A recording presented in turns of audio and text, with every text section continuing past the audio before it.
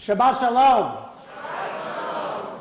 If you're a baseball fan like I am, then you'll know that at 12:01, a minute after midnight this past week, Wednesday, the Baseball Players Association and owners came to an impasse, and there's now a lockout for the first time in over 25 years, Major League Baseball, and the season may be delayed in the spring as a result because, as is always the case, the players want more money, the owners want to spend less money.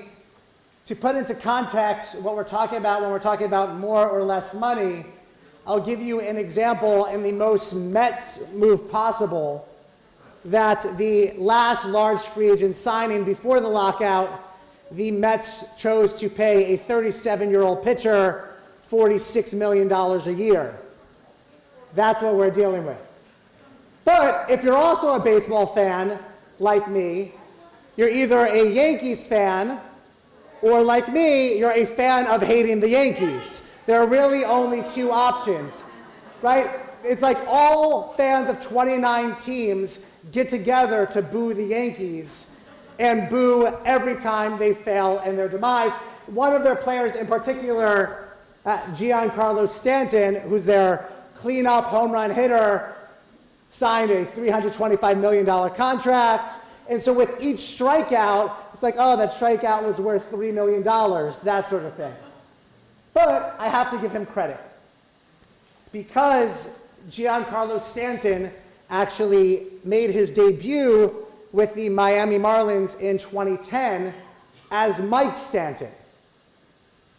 And after 2 years as an MVP candidate, as a home run hitter, he decided that he established himself and he wasn't going to hide who he was anymore. He wasn't going to hide his Hispanic heritage, and he let the media know that he would from now on be referred to as his legal name, Giancarlo Cruz Stanton.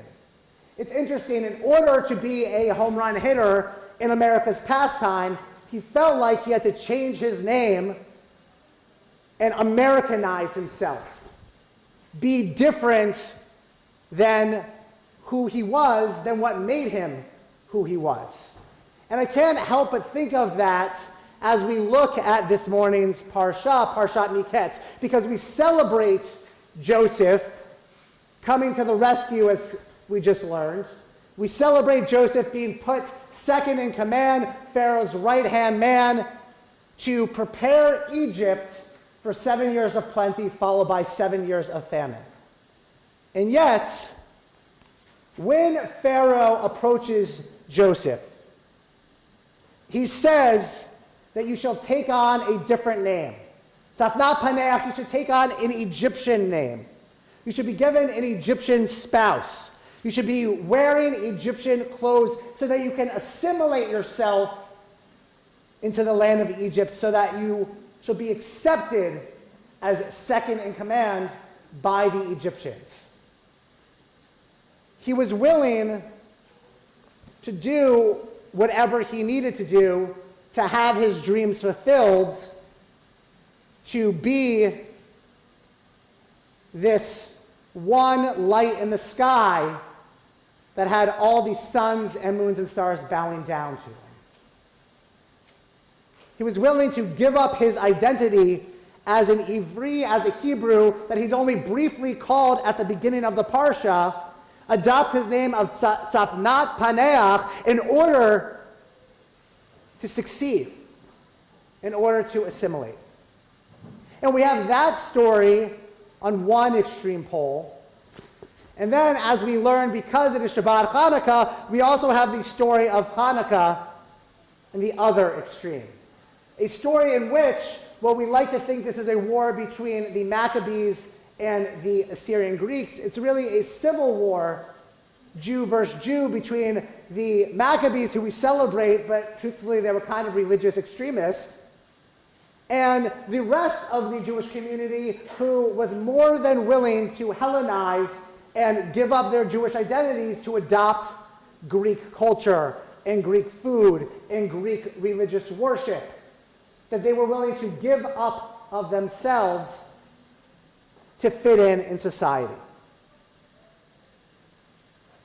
We celebrate the Maccabees and we celebrate Joseph, right? And we celebrate that they're doing two totally different things. One is abandoning himself as a Hebrew and fully assimilating into society. The others are refusing to do so at all and being true to who they are and what they believe. And we're sort of stuck in the middle, especially as conservative Jews, because believe that societal influence actually impacts how we practice. That's the idea of the evolving halachic practice that the conservative movement believes in. But we also believe that our own ethics and values and understanding of Torah influence how we see society as well. It's not a zero-sum game. It's not all or nothing. We were lighting a menorah this week in the public square. We have a menorah in downtown South Orange, a menorah in downtown Maplewood, and somebody who was there asked, they said, well, isn't this a conflict of interest? Doesn't this go against the Constitution? Actually, Dr. Shirley Rubin Schwartz, the chancellor of JTS, wrote a beautiful piece recently analyzing that same question about attending the Hanukkah party at the White House, where my invitation clearly got lost in the mail, and wondering if, well, it's fun to celebrate at the White House, was this really what this America with a separation of church and state was all about? Which is an important question to grapple with and ask. But I'm also left with the idea and understanding of why we light the menorah and how we light the menorah. Because we don't just light the Chanukiah for Persum Hanes or Persum Anisa to fulfill our obligation of publicizing the miracle of Hanukkah. We light the menorah and we place it in our windows to share the miracle. We don't do it privately in hiding, even though halakha, Jewish law, says that if you are concerned about your safety, you should light the menorah but not put it in your window. The default is to put it on our window. The default is to proudly show our Jewish identities and express our Jewish selves. So, well, some may make the argument that why is there a menorah in town square if there's a separation of church and state? And some will make the argument that why are we putting a menorah next to this big tree with multicolored lights? Why are we trying to equate Hanukkah to Christmas? It's not.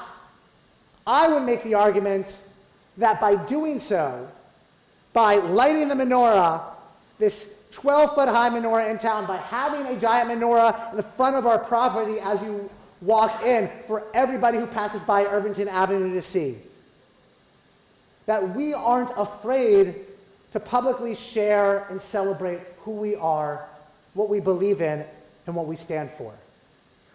Which is important now more so than ever before, as we've seen this spike in anti-Semitism and anti-Semitic vitriol and anti-Semitic acts throughout the country and the world.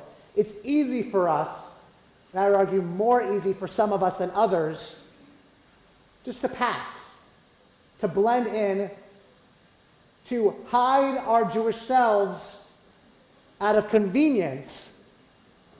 It's more of a challenge to light our Chanukiot metaphorically, place them in our windows metaphorically, to share our light proudly with the world.